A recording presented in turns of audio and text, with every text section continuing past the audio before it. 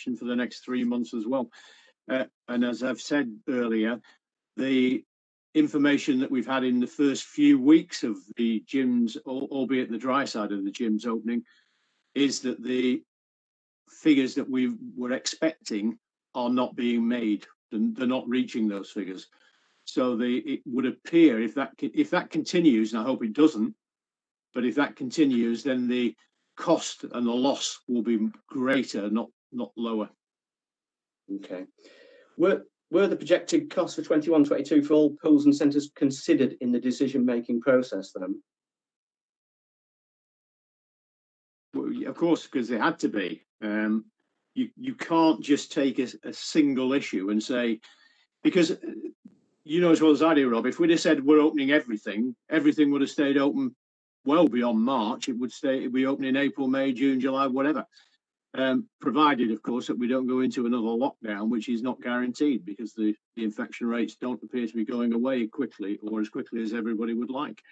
So we're with that scenario, aren't we? That there may be another lockdown. If there is another lockdown, then one of the implications is, as it has been now, that they would close pools again.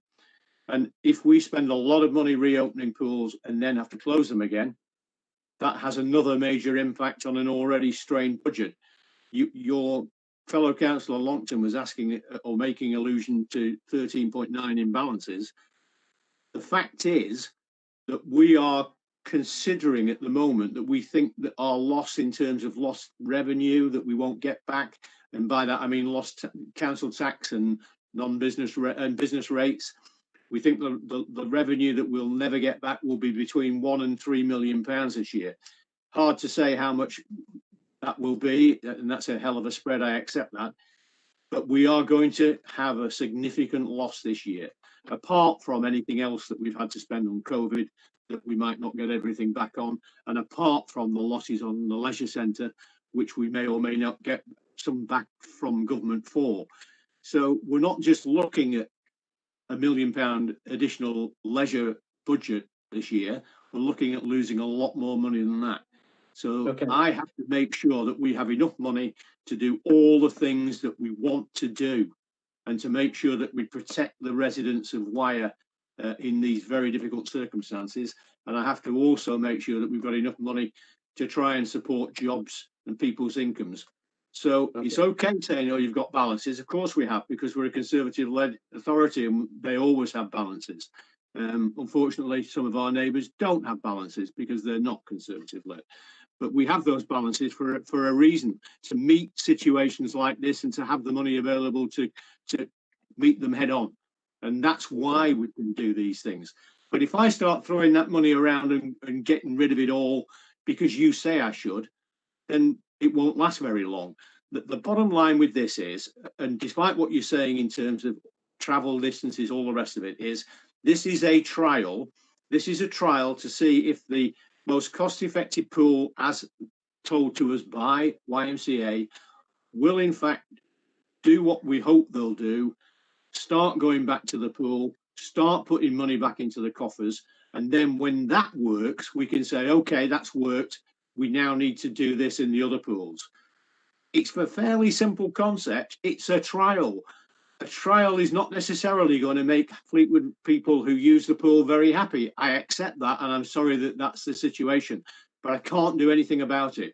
We have genuinely and honestly picked the pool which we think will have the best chance of succeeding.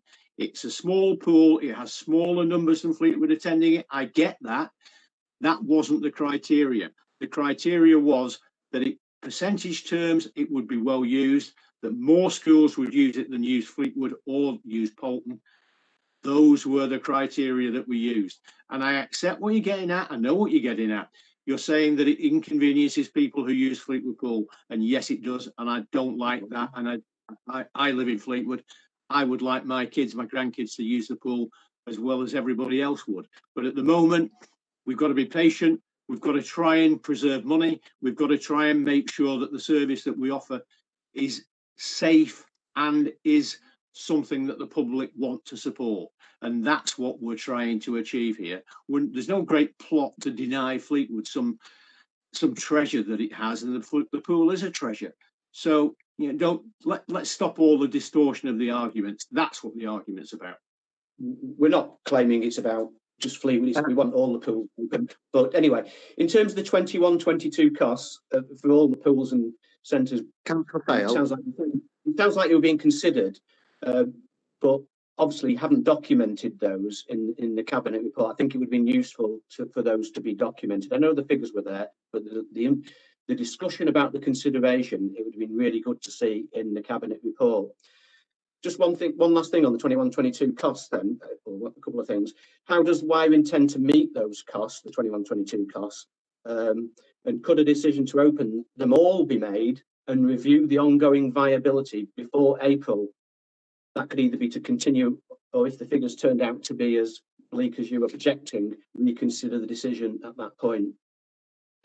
Well, I think we've said already that we will be constantly monitoring this, and obviously we'll also be making an application to government now that they've finally told us that the scheme is open for business, as it were, and given us the details of how we make an application. We have already told government that we will be making an application, but they're saying that the applications have to be in by the 8th of January. So we're assuming from that they won't be considering the applications until they're all in, but we don't know the exact detail of how much we can expect to get back at this time. When those details are known to us, we will be making an application certainly before Christmas, so that we've got our dog in the fight, if you want to call it that, so that we can get as much money back from government as we possibly can. When we have a decision on how much money government give us, we'll review this, obviously, to see whether we can afford to open any other pools. And we will, as we've already said, review at the end of January, when we've seen some real figures, real-time figures, real business figures from the pool at Garstang, to see how that's doing. We'll have a look at it early February. If we could do it, I think we'd be minded to probably bring another pool back on stream before the end of March for sure, to get more kids swimming again. But I can't give an absolute guarantee of that. We need to see the hard data. You're a data man, Rob. I like to see hard data, not projections. Well, me too. I like to see actual data, and I believe we've got actual data from the YMCA now that allows sound statistical comparison. So I'm looking forward to seeing that, and for the committee to actually look at that. One very last question. No, Councillor Fail. No, I think we should need to go forward. Thanks very much for your questions. I've got some questions. Job losses. We'll come back to you, Councillor Fail. Okay. Councillor Ellison, have you a question? I've got a couple, but I think most of them have actually been asked already and been answered. But I do just have a couple of questions, really. One was about the figures, the usage figures. Do they include the swimming clubs and the school children that go through school and through swimming club? Yes, I can confirm they are used. Yeah, we do. And is it? I don't know if you've covered this or not, but is it actually possible to get a split of the figures, which is just the pool at both Poulton and Fleetwood, just the pool and the leisure centre? Because there seems to be a lot of emphasis on them as a one facility. And I know in these new figures that you've sent through, it does put Garstang together. But really, we need to see what the different figures are for the pool and for the leisure centre, because some places like Fleetwood might be more people going to the pool than there are actually using the gym because of other gyms. So it's a bit difficult to look at it without that kind of split. So have you actually seen those figures with it split like that? No, I haven't, but it is difficult because, like I said before, members can use any centre they want as long as they're a member of the YMCA. So the YMCA will be the best option to get those figures, and we can get them for you.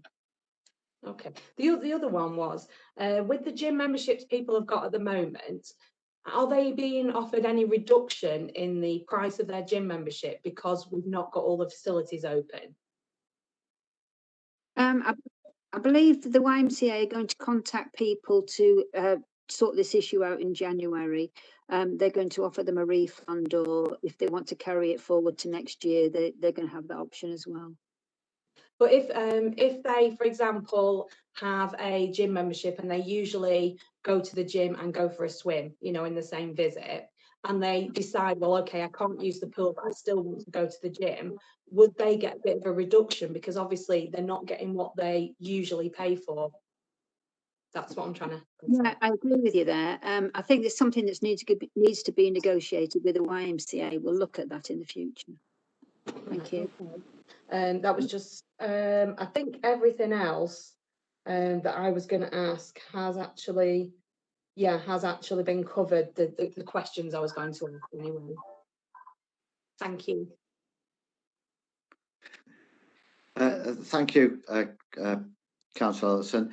Councillor Colette Birch, I believe you have a question.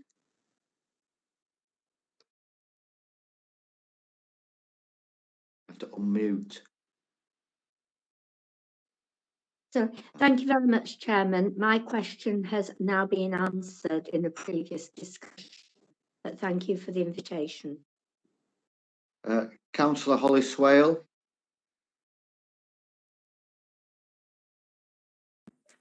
Okay, on to the questions of what Rob Fail said, actually. There is a system in place in Poulton and Fleetwood, which possibly combines Garstang swimming pool as well. Is that the staff work at Poulton swimming pool and Fleetwood swimming pool, and they have a timetable which you can see that they have a system which operates swimming pool lessons and children's lessons. They have a timetable which proves that if those facilities were not open, then they won't be able to cater for Wyre residents.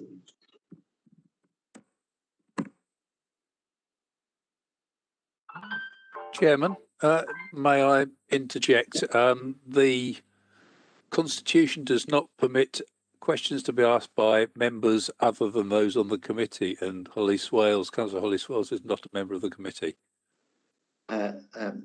Thank you for that, Peter. So there's no requirement to answer that question, but we'll take note of it anyway. And thank you for your comment, Holly. Have we any more questions from anyone that are specific to the agenda item? Chair, we've got Councillor O'Neill and Councillor Michael Vincent. Matthew Vincent, sorry. So we take Councillor O'Neill and then we'll take Councillor Vincent.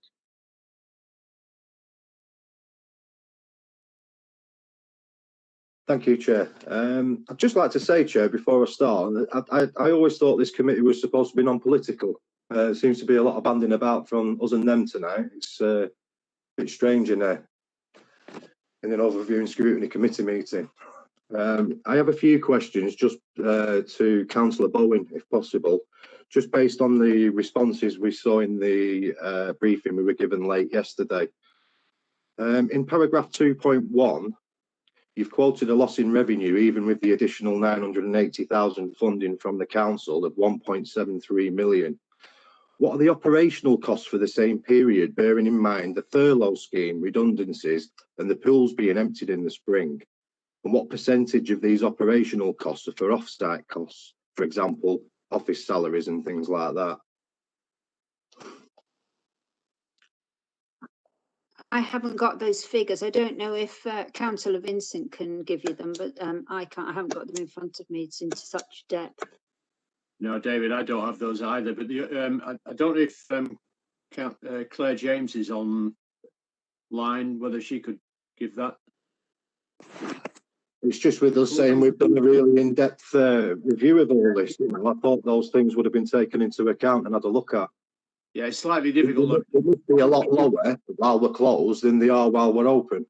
Yeah, I get that. But obviously, because we don't run it, because they contractually run it, getting these figures, getting detailed information is not as easy as you might think. I can understand that, Alan Vincent, but at the end of the day, you're throwing figures at us of 1.73 million. They're scary figures. We need to see comparisons. I get that. Is Claire on or? Hi, I don't know whether you can hear me.